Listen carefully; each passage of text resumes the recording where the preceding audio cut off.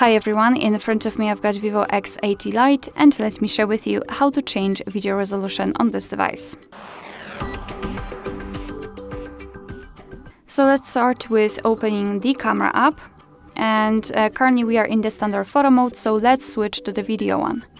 And as we can see, fortunately, the option regarding the resolution is highlighted in this option bar, I would say. So on the second position from the right, we've got the resolution. We can simply tap on it, and as you can see, the resolution is right here. We've got three different options, so 720p, 1080p, which is currently applied, and 4K. We can also choose the frames per second, and it also depends on the resolution. So all we have to do is to tap on the option we'd like to use. As you can see, it will be immediately highlighted. It is also notified right here, which means that from now on your device will use the chosen resolution whilst recording a video.